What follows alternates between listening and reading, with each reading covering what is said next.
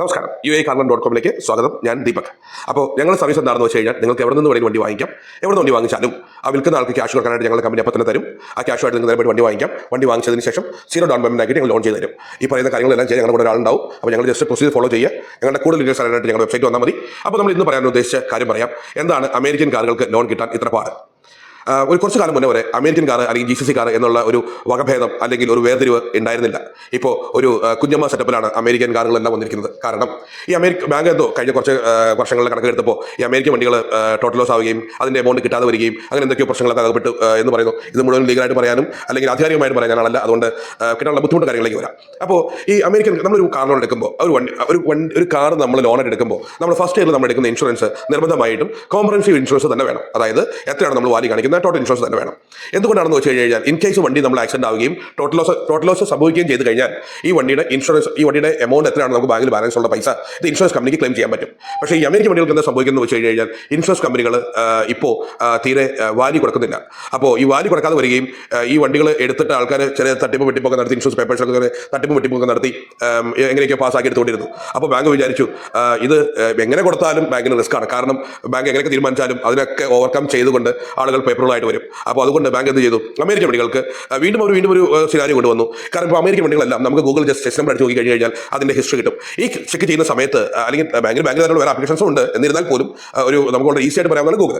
അപ്പോൾ അവിടെ പോയിട്ട് നമ്മൾ നോക്കി കഴിയുമ്പോൾ ഇതിന് എയർ ബാഗ് വന്നിട്ടുണ്ടാവുക, ആക്സിഡന്റ് വന്നിട്ടുണ്ടാവുക, ഈ ഹിസ്റ്ററിയുള്ള വണ്ടികൾക്കും ഒരു കാരണവശാലും ലോൺ കിട്ടുന്നില്ല. അപ്പോൾ ബാങ്ക് ഇപ്പോൾ തീരുമാനിച്ചു അമേരിക്കൻ വണ്ടികൾക്ക് ലോൺ കൊടുത്താലേ പ്രശ്നമുള്ളൂ. അപ്പോൾ അതുകൊണ്ട് അമേരിക്കൻ വണ്ടികൾക്ക് ലോൺ കൊടുക്കണ്ട എന്നൊക്കെ തീരുമാനിച്ചു.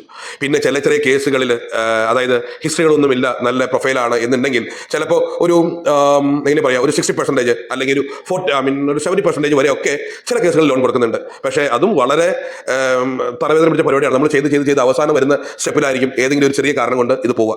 ഇനി അഥവാ നമ്മൾ എന്തെങ്കിലുമൊക്കെ കാണിച്ച് നമ്മൾ അപ്രൂവൽ എടുത്തുന്നിരിക്കട്ടെ, ഈ പറഞ്ഞതുപോലെ തന്നെ ഇൻഷുറൻസിന്റെ വാല്യൂ നമുക്ക് കിട്ടാത്തതുകൊണ്ട് തന്നെ ഇൻ കേസ് എന്തെങ്കിലും സംഭവിച്ചു പോയി കഴിഞ്ഞാൽ ആ വണ്ടി എടുക്കുന്ന ആൾ വലിയ കടക്കണിയിൽ വന്ന് വിടും. കാരണം എന്താണെന്ന് വെച്ച് കഴിഞ്ഞാൽ ഈ പറഞ്ഞ പോലെ നമ്മൾ വണ്ടി എടുക്കുന്നു, നമ്മൾ ക്യാഷ് കൊടുത്താണ് വണ്ടി വാങ്ങിക്കുന്നതെങ്കിൽ ഈ പറയുന്ന പ്രശ്നങ്ങളൊന്നുമില്ല. ഇൻ കേസ് വണ്ടി നമ്മൾ ആക്സിഡന്റ് ആയി നമുക്കൊരു പ്രശ്നം സംഭവിച്ചു കഴിഞ്ഞാൽ നമ്മൾ എന്താണ് ചെയ്യേണ്ടത്? നേരെ ഇൻഷുറൻസിനെ ക്ലെയിം ചെയ്യുക, ആ പൈസ ബാങ്കിലേക്ക് കൊടുക്കുക. പക്ഷേ നമുക്ക് ഈ ഫുൾ ഇൻഷുറൻസ് കിട്ടാതെ ടോട്ടൽ വാല്യൂ നമുക്ക് കിട്ടാതെ വരുമ്പോൾ ഇൻഷുറൻസുകാർ കൈവരുത്തി കഴിയുമ്പോൾ അല്ലെങ്കിൽ ഇൻഷുറൻസിന്റെ ആ പേപ്പേഴ്സ് ഒന്നും കറക്റ്റ് ഇല്ലാതെ വരുമ്പോൾ ഇൻഷുറൻസുകാർ ക്ലെയിം ഡിലേ ചെയ്യും. അങ്ങനെ ഡിലേ ചെയ്ത് കഴിയുമ്പോൾ എന്താ സംഭവിക്കുക?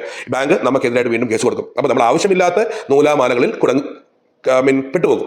അപ്പോൾ നമ്മൾ നോക്കുമ്പോൾ വളരെ ഈസി ആയിട്ട് ചെയ്യാനായിട്ടുള്ള ഏറ്റവും നല്ല മാർഗ്ഗം എന്ന് പറഞ്ഞു കഴിഞ്ഞാൽ നമ്മൾ വണ്ടി ഇപ്പോൾ ക്യാഷ് ആയിട്ട് വാങ്ങിക്കാനും നമുക്ക് വേറെ പ്രശ്നമൊന്നുമില്ല. ഇൻ കേസ് നമ്മളൊരു ആക്സിഡന്റ് സംഭവിച്ചു, അല്ലെ, നമുക്ക് ആ വണ്ടി ടോട്ടൽ ലോസ് ആയിപ്പോയി, നമുക്ക് വേറെ ലൈബിലിറ്റി ഒന്നും വരുന്നില്ല. നമുക്ക് കുറച്ച് കാശ് നമ്മൾ ഇല്ലാത്ത കാശ് അങ്ങ് പോയെന്ന് വിചാരിച്ചാൽ മതി. നേരെ മറിച്ച് മറ്റേതാകുമ്പോൾ നമ്മൾ ലൈബിലിറ്റി വിട്ടുപോകും. അപ്പോൾ നമ്മളൊരു ഇപ്പോൾ GCC വണ്ടി ആയിരിക്കട്ടെ, GCC വണ്ടി എടുക്കുമ്പോൾ നമ്മൾ എപ്പോഴും നമ്മൾ കാർ ലോണുള്ള വണ്ടിയാണെന്നുണ്ടെങ്കിൽ നമ്മൾ എപ്പോഴും അതിൻ്റെ കോംപ്രഹെൻസീവ് ഇൻഷുറൻസ് നമുക്ക് എത്രയാണോ ബാങ്കിലേക്ക് അടയ്ക്കാനുള്ള എമൗണ്ട് മിനിമം ഫസ്റ്റ് ഇയറിൽ എന്തായാലും നമ്മൾ എത്രയാണോ അപ്ലൈ ചെയ്ത എമൗണ്ട് ടോട്ടൽ കാണിക്കുന്ന വലിയ എത്രയാണോ അതിനുള്ള ഇൻഷുറൻസ് നമ്മൾ നിർബന്ധമായിട്ട് എടുക്കണം, അറിയായിരിക്കുമല്ലോ.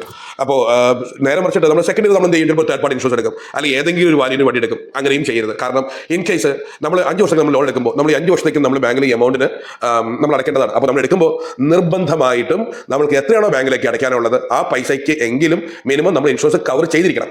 അങ്ങനെ ചെയ്ത് കഴിഞ്ഞാൽ ഇൻ കേസ് നമ്മൾ ടോട്ടൽ ലോസ് ആയി പോയാലും നമുക്കൊന്നും സംഭവിക്കില്ല. പറയുമ്പോൾ ശരിയാണ്, അമേരിക്കൻ വണ്ടികൾക്ക് ഓപ്ഷൻസ് കൂടുതലുണ്ട്, കാര്യങ്ങളെല്ലാം ഉണ്ട്.